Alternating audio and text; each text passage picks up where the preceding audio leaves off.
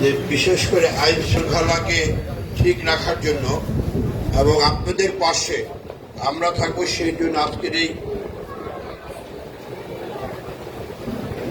আজকের এই প্রস্তুতি সভার সম্মানিত সভাপতি আমাদের এলাকার ভাই, খুবই উনি জনপ্রিয় এবং সবাই ওনাকে চিনেন। বিশেষ করে আমাদের সাথে ওনার সাথে পারিবারিক আত্মার সম্পর্ক এই দাদা আমাদের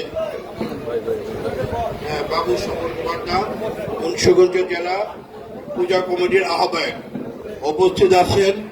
এই এলাকার আপনাদের এলাকা আইন শৃঙ্খলা যে নাকি নিয়ন্ত্রণ করে, যার নিয়ন্ত্রণ করে সে আপনাদের এলাকার ভারপ্রাপ্ত কর্মকর্তা আমাদের মুন্সি ইয়াসির, খুবই দক্ষ অফিসার, খুব চৌখোচ অফিসার, এবং তাকে বাংলাদেশ সরকার তাকে এখানে পাঠিয়েছে এখানে আইন শৃঙ্খলা যাতে করে সুন্দর মতো রক্ষা করতে পারে। সেই জন্য আমি যতটুকু জানি এ পর্যন্ত উনি ভালোভাবেই কাজ করে যাচ্ছেন এবং সবার সাথেই একটা আত্মার সম্পর্ক যখন যেটা হয় সেভাবে আইন শৃঙ্খলা করেন, সবাইকে ডেকে যে কথা, এবং সামনে যে শারদীয় দুর্গাপূজাটা আছে সেই জিনিসটা উনি যাতে ভালো মতো করতে পারেন সেই জন্য আপনারাও ওনাকে সার্বিকভাবে সহযোগিতা করবেন।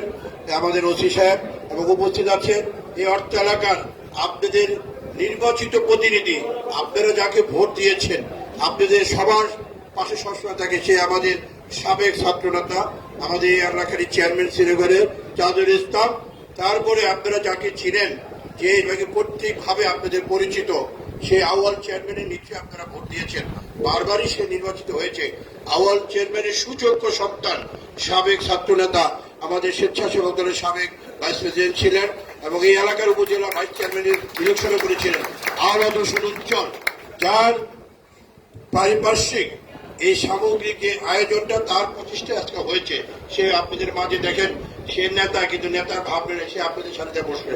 আহমদ হোসেন উজ্জ্বল আমাদের ভাই, উজ্জ্বল আমাদের মোহন ভাই, আমাদের মদ্রজন জাহানারা উপজেলা চেয়ারম্যান জসিম, আমাদের এই যে জাহাঙ্গীর মাস্টার সাহেব আছেন, আমাদের সাংবাদিক নেতা আমাদের আরিফ ভাই, আমাদের লাবণী আপা বাংলা মিশনের, আমাদের অসংখ্য নেতৃবৃন্দের এখানে উপস্থিত হয়েছেন।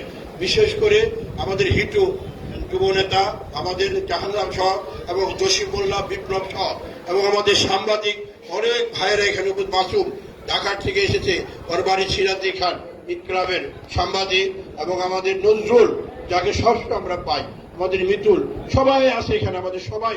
আমরা অফিস ক্লাবের সভাপতি আছেন এবং শিক্ষক আরিফ এবং শিক্ষক সমিতির যারা আজকে বিশেষ করে সভাপতি, সাধারণ সম্পাদক, প্রধান শিক্ষক সমিতি এবং সহকারী শিক্ষক সমিতির শিক্ষকরা এখানে সবাই এসেছেন। সবাই আমরা দল বল নির্বিশেষে আমরা আজকে একসাথে হয়েছে। দেখেন আজকে এই যে পূজা, আমাদের পরিচয় হিন্দু মুসলমান কোনো ব্যাপার, আমাদের পরিচয় আমরা মানুষ। 5 তারিখে যখন এই ফেসিবাদ, বাংলাদেশের ফেসিবাদের পতন হলেন এবং যে নাকি ভারতে পালিয়ে গেলেন শেখ হাসিনা, তখন 5 তারিখ থেকে 6 তারিখ থেকে আমরা শুরু করেছি আহমদ হোসেন উজ্জ্বল, তাজুল ইসলাম সহ আমরা সবাই এইখানে পাহারা দিয়েছি আপনাদের সাথে। আপনাদের সাথে আমরা ছিলাম না, আমরা ছিলাম, প্রতিটি মন্দিরে আমরা গিয়েছি এবং আপনাদের সাথে মত বিনিময় করেছি, আপনাদের সুবিধা অসুবিধা কোনটা আছে। এবং আপনারা যেটুকু জানেন, যে আমরা যেটুকু জানি যে আওয়ামী লীগের সাধারণ সম্পাদক ওবায়দুল কাদের সাহেব একটা কথা বলেছিলেন যে আওয়ামী লীগ যখন পতন বিদায় নিবে ক্ষমতা ধারে 5 লাখ লোক মারা যাবে, 5টি লোক কি কোনো ক্ষতি হয়েছে বলেন? বলেন, এখানে হিন্দু সম্প্রদায় ভালো আছেন, বলেন আপনারা বলেন, কোনো হয়েছে কোনো ক্ষতি?